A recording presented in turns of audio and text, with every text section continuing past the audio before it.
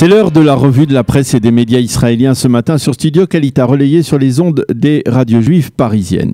À 11 jours des élections, c'est Benny Gantz qui ce matin fait la manchette des quotidiens israéliens. Pourquoi ? Eh bien tout simplement parce que le parquet ou le conseiller juridique du gouvernement ont décidé d'entamer une vérification judiciaire dans ce que l'on appelle en Israël l'affaire de la 5e dimension. De quoi s'agit-il ? La 5e dimension, eh bien c'était une société israélienne présidée et fondée par Benny Gantz qui a été désignée sans appel d'offres par la police israélienne pour équiper les services de police de systèmes technologiques sophistiqués, en particulier en matière de lutte contre le cyberterrorisme. Mais apparemment, eh bien, les dirigeants de cette société avaient dupé la police sur les capacités de cette société israélienne.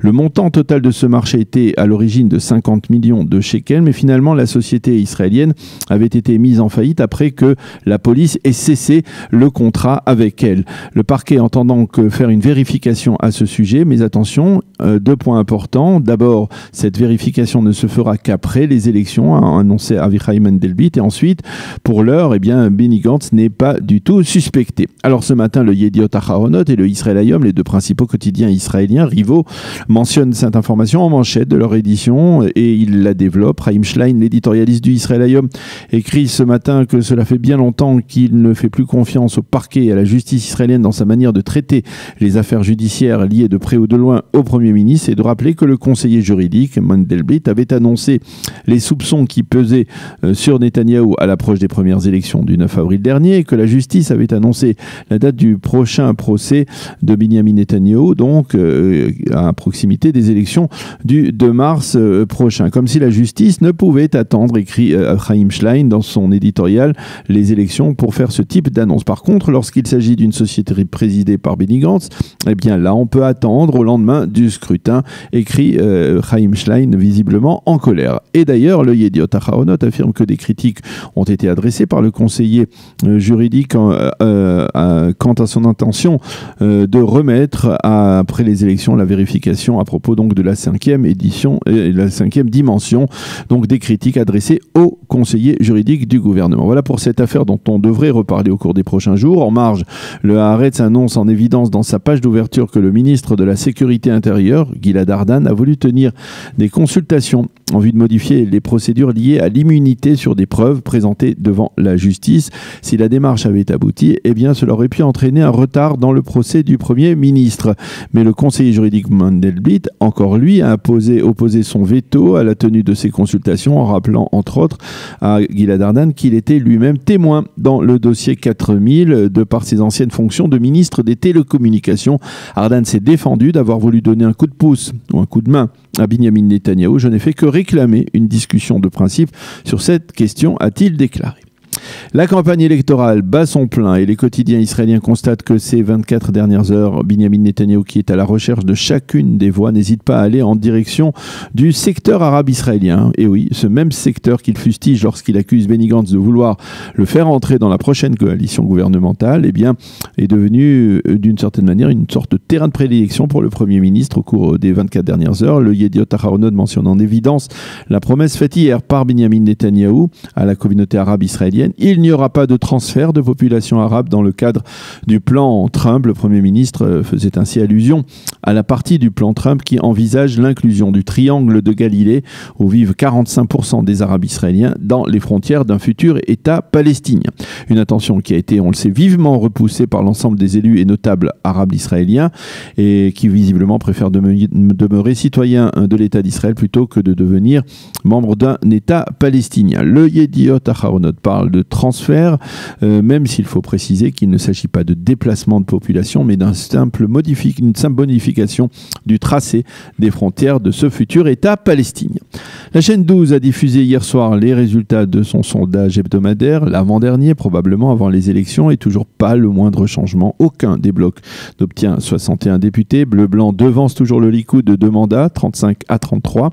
Au niveau des blocs, celui du centre-gauche obtient 57 mandats, celui de la droite et des religieux 56, ce qui signifie que Lieberman reste avec 7 mandats, le balancier dans l'échiquier politique israélien. La donnée la plus intéressante de ce sondage est que 42% des personnes interrogées estiment que Benjamin Netanyahou est le plus apte à être Premier ministre, contre 34% pour Benny Gantz. Et puis tous les médias et les quotidiens israéliens nous font partager une affaire plutôt étonnante. L'ancien député Likoud, Yehuda Glick, qui est l'un des catalyseurs de la montée des fidèles juifs sur le mont du Temple au cours des dernières années, a été arrêté avant-hier sur la montagne sainte après qu'il ait conduit 2 membres du Congrès américain sur place. Les policiers l'ont arrêté brutalement. Ils l'auraient plaqué à terre, apparemment parce qu'il marchait trop lentement sur ce lieu de très haute tension. Glick a été arrêté. Il a passé plusieurs heures au commissariat. Ce qui s'est passé ensuite est plus étonnant encore. Quelques heures plus tard, la police a pénétré au domicile de Glick et l'a accusé d'avoir dérobé des documents à la fin de son interrogatoire, donc au sein même du commissariat. Glick a tenté de nier dans un premier temps, mais la police lui a expliqué qu'elle disposait d'une vidéo prouvant son acte. Glick a reconnu avoir commis ensuite une erreur en prenant ces documents qui se rapportaient à sa personne, mais il a affirmé que cela ne justifiait en aucun cas l'agression des policiers contre lui. Il faut rappeler que Yehuda Glick avait été très grièvement blessé par un Palestinien il y a plusieurs années, justement parce qu'il montait sur le mont du Temple. L'épidémie de Corona fait toujours la une des quotidiens israéliens avec la descente de paquebot la plus longue de l'histoire. Cela fait en effet 2 jours que les médias et la presse israélienne nous annoncent que les 12 Israéliens à bord du Diamond Princess, ce fameux paquebot contaminé, doivent descendre à terre au Japon. Mais hier, plusieurs Israéliens n'avaient pas encore été évacués. Et l'on a appris, cela ne figure pas dans la presse israélienne de ce matin, mais seulement dans les sites d'information, on a appris il y a un peu plus d'une heure qu'une 4e Israélienne avait été contaminée et qu'elle ne pourrait pas rejoindre le territoire israélien aujourd'hui et demain, mais qu'elle devrait rester donc en quarantaine au Japon. Le Yediot Aharonot parle de retard donc dans l'acheminement des Israéliens, mais souligne que c'est aujourd'hui que ces passagers devraient finalement recevoir avec leur permis de voyager de la part des autorités japonaises. Ils ne seront donc que 11 à emprunter cet avion affrété spécialement par les compagnies d'assurance israéliennes, qui leur permettra de rejoindre le territoire israélien. On attend leur retour. Titre en manchette le Yediot Aharonot qui nous montre les familles de ces Israéliens qui sont actuellement dans l'aile de l'hôpital Shiba de Tel HaShomer où ces Israéliens devront être placés en quarantaine dès leur arrivée. Nous attendons que ce cauchemar se termine, affirment les familles des Israéliens menacés. Le Israël Hayom nous parle ce matin de la démarche plutôt absurde, dit-il, de l'UNESCO. Une de plus, il s'avère que l'Organisme international pour la culture et l'éducation finance un cours universitaire en partenariat avec l'université Al-Najjar de Naplouse, un cours qui est destiné aux terroristes détenus dans les prisons israéliennes et un cours qui se rapporte, tenez-vous bien, au respect des droits de l'homme. Absurde donc, affirme le journal ce matin. Le journal qui mentionne également, enfin, en première page, un titre intéressant, 3 officiers supérieurs de Tsahal, 3 femmes officiers supérieurs de Tsahal sont candidates à devenir prochainement générales et donc à siéger au sein de l'état-major, ce qui serait sans précédent dans l'histoire militaire de l'État d'Israël. Le journal nous présente ces 3 femmes qui donc sont appelées à devenir générales dans les prochains mois et les prochaines semaines. C'est la fin de cette revue de la presse et des médias israéliens ce matin sur Studio Kalita.